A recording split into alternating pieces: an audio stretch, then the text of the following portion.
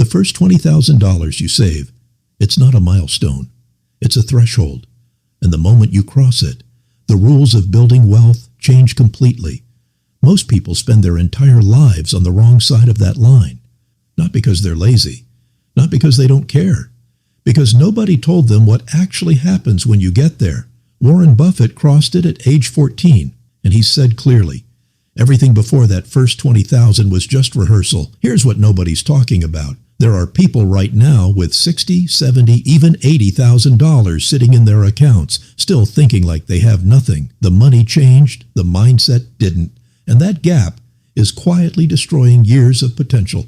The first $20,000 doesn't just grow your savings, it gives you access to a completely different set of financial rules. By the end of this video, you'll know exactly why that number is the turning point. You'll know what Buffett understood at 14 that most adults never figure out. And you'll know what to do the moment you cross that line, because most people cross it and waste it. Picture a Tuesday evening in Cincinnati. It's 2017. Marcus is 38 years old. He's sitting at the kitchen table, laptop open, a cold cup of coffee, sitting next to a stack of unopened mail. The kids are asleep. His wife Angela is watching TV in the next room. And Marcus is staring at his savings account balance, $22,411, 6 years. 6 years of packing his own lunch, skipping weekend trips, turning down friends at the bar, watching every other dad on his street pull into the driveway with a new truck while Marcus drove a 2009 Civic with a cracked dashboard. Angela used to call him the spreadsheet guy. Not always kindly, but he'd done it. He'd crossed the line. He texted Angela from the kitchen, "We made it." She walked in, looked at the screen, and hugged him. They stood there in the kitchen for a long moment, both of them a little quiet, a little emotional. Then they started talking about the future, about the kitchen renovation they'd been putting off for 4 years, about the beach trip they've promised the kids, about finally upgrading Angela's 10-year-old Honda. And that's exactly when it started going wrong, not all at once, not dramatically, slowly, the way money disappears when you've spent years telling yourself, "We'll enjoy it once we get there." The kitchen renovation ran over. $11,000. The Myrtle Beach trip, $3,000. The Honda, $8,000 down, $400 a month. Within 20 months of crossing that line, Marcus was back to $4,200. He didn't blow it gambling. He didn't get scammed. He didn't make one catastrophic mistake. He just had never been taught the one thing that changes everything after you get there. And here's what hit me the first time I heard a version of this story. It wasn't that Marcus spent the money. It was that he had no idea he'd just crossed the most important financial threshold of his life. Nobody told him. Nobody tells anyone. Marcus isn't unusual. He's the rule. A 2022 Federal Reserve study found that nearly 60% of Americans who reach a savings milestone above $15,000 return to near zero within 2 years. Not because of emergencies, because of a psychological pattern that has a name, and that you're about to understand completely. Here's the uncomfortable truth, and I need you to really sit with this. Saving money and building wealth are not the same skill. Saving requires discipline, sacrifice, saying no over and over for months or years. And when you finally hit that savings milestone, your brain doesn't say, "Good job, keep going." Your brain says, "You're safe now, rest." And that's exactly when the trap springs. Behavioral economists call it the goal gradient effect. Here's how it works. The closer you get to a target, the harder your brain pushes toward it. Motivation floods in. But the moment you hit it, the motivation evaporates. The relief is chemical. It's dopamine. And dopamine doesn't care about your retirement account. Daniel Kahneman, the Nobel Prize-winning psychologist behind prospect theory, spent decades proving that humans feel the pain of loss about twice as intensely as the pleasure of gain. We are wired to avoid losing more than we're wired to pursue winning. But here's the part of his research most people miss. When we reach a milestone, when the threat of loss feels gone, we stop protecting what we've built as fiercely as we fought to build it. We lose our loss aversion the moment we feel safe. That's the trap. You suffer to reach 20,000. You feel safe, and safety makes you spend. Warren Buffett saw this pattern before most scientists named it. In one of his early Berkshire Hathaway shareholder letters, he described it this way: "The most important thing about money is not how you earn it. It's the moment you decide what it means. That decision, usually made unconsciously in a Tuesday night kitchen, determines everything."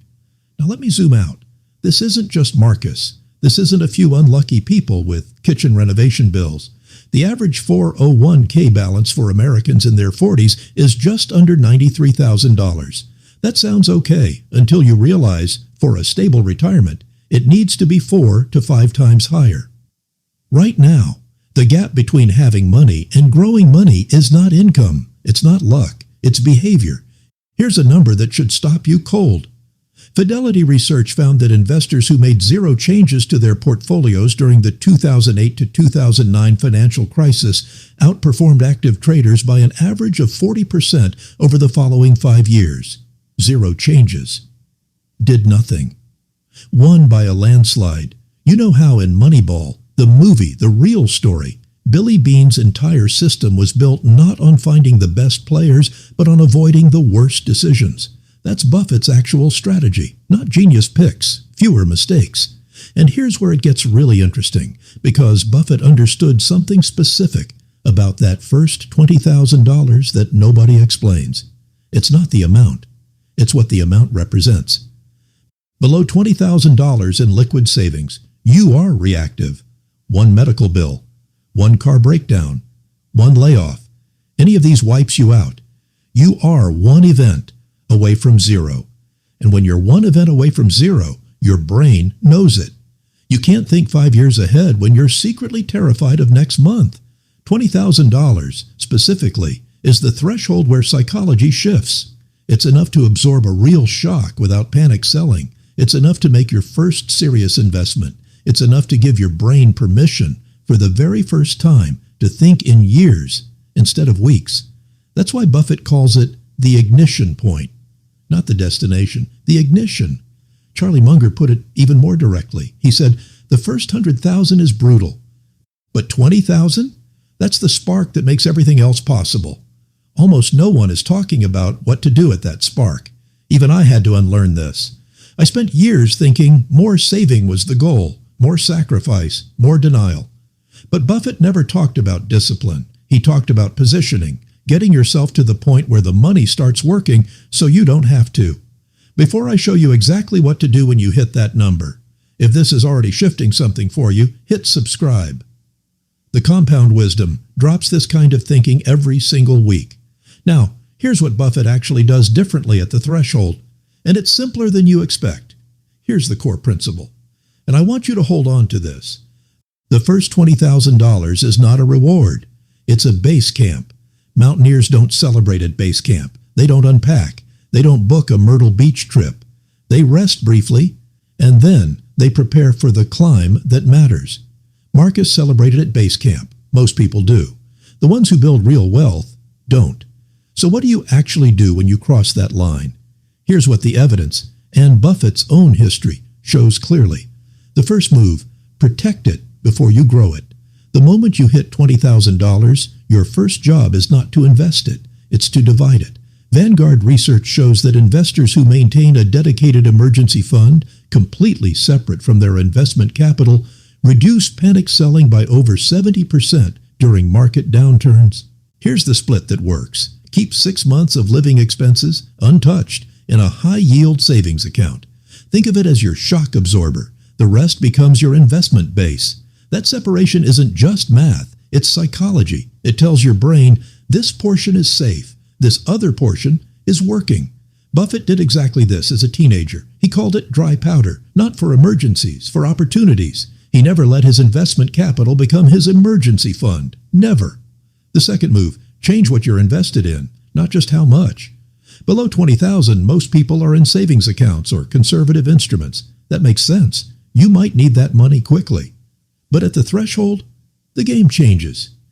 Here's what Buffett told a group of college students in Omaha back in 2007. He said, if I had only one investment to recommend for an average American, I'd put it in a low-cost S&P 500 index fund, not because it's exciting, because it's right.